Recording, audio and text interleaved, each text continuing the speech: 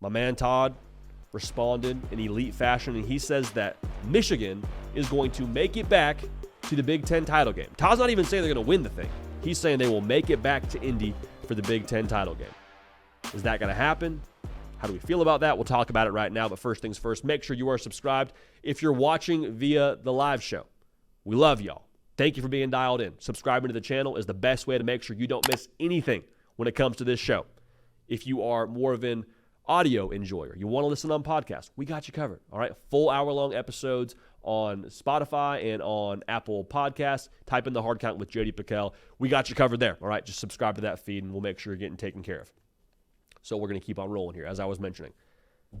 Todd says Michigan makes the Big Ten title game. That's the hill he's dying on.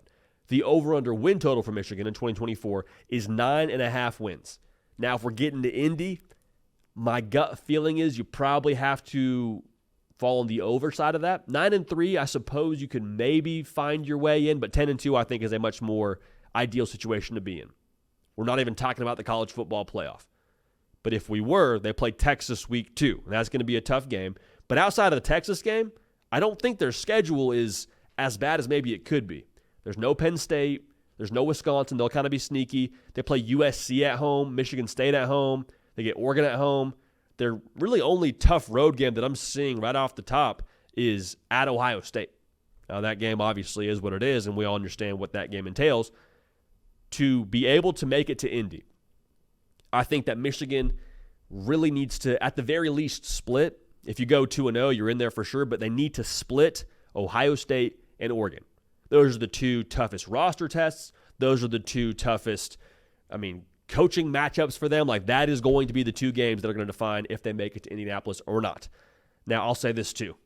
Outside of those two games, I think Michigan has a roster and a staff in place and an attitude and a culture in place to where they can roll the ball out there, probably win 9 games.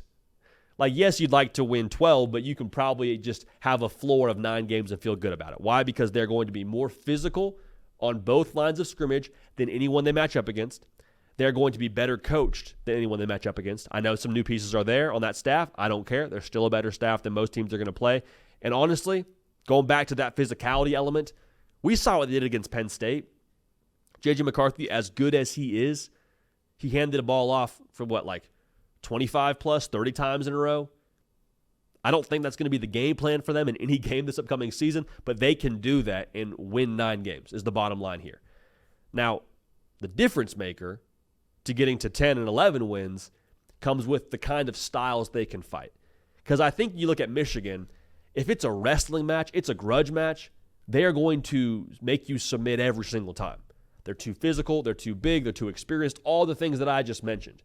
But what made Michigan so dangerous and made them the Big Ten champion the last couple of years is the fact that they could hit you with a haymaker, get you with a little right hook and knock you out, and that was something you didn't see coming. They had a couple of tools in the bag, a couple of different styles. So my question is, do they still have that right hook? Do they still have J.J. McCarthy throwing for 9 yards an attempt? Obviously, it's not J.J. McCarthy, but it's going to be Alex Orji or Davis Warren. Now, full transparency, I think it's going to be Alex Orji for a number of reasons. But I think with what you need to get to the Big Ten title game, again, just to get there, we'll talk about them winning the Big Ten in a second. Just to get there, I think Alex Orji has that right hook for you. He has that explosive element for you, but it might not look the same. It definitely won't look the same, I should say, as J.J. McCarthy made it look for you. Because his game was more, we're going to push the ball downfield on play action. When there's money on the table, we're cashing in. And it wasn't just J.J. McCarthy. Obviously, it was Roman Wilson. It was Cornelius Johnson. But for Alex Orji, his right hook, yes, he has to throw the football, but I think the difference maker with him is when he tucks it and runs and gets around the edge on that read option, or it's a quarterback design run, however you get the football in his hands, he can legitimately hit a home run for you anytime he gets the rock. There's not a lot of quarterbacks in college football that can do what he does with the ball in his hands. He is that good of an athlete. And so what that does to defenses, anytime we're in the gun, anytime it is a read option and we got the mesh where the ball is in Donovan Edwards' stomach and Alex Orji's reading his key, the defense can't just commit to Donovan Edwards. The defense has to have attention divided to whoever's going to carry the ball, whether it's 10, whether it's 7, whoever it is back there in the backfield with him. They have to give the proper attention to the fact that he might tuck the ball and run. And if you don't, he's going to tuck in, like I just said, hit a home run against you. So to get to the Big Ten title game, I think his legs are the difference maker to get there. I really believe that. If they dial it up for him and he takes care of the football well enough, they're going to be able to get there in that sense. Now, if they want to win the Big Ten title game, they got to be able to have that extra year throwing the football downfield. And that's the big question mark. That is the million-dollar question all Michigan fans have going into this upcoming season. And not just with the quarterback, but also with the playmakers. A lot of that production from last season, a lot of those pass catchers from last season, they're gone to the NFL. Colston Loveland, phenomenal, arguably the best tight end in college football coming into this upcoming season. But I don't know if he's the guy that's going to pop the top on our defense and make that box stay honest. How much extra juice do they have in the pass game is the ultimate question.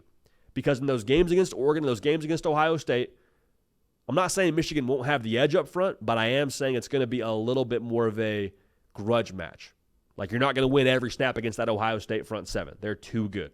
They're way too good. Oregon, I think they're going to be pretty solid up front too. They're going to be it's going to be an absolute bar fight in the box when it comes to those two teams facing off. So do you have something extra over the top at quarterback and at the wide receiver position to be able to get it done?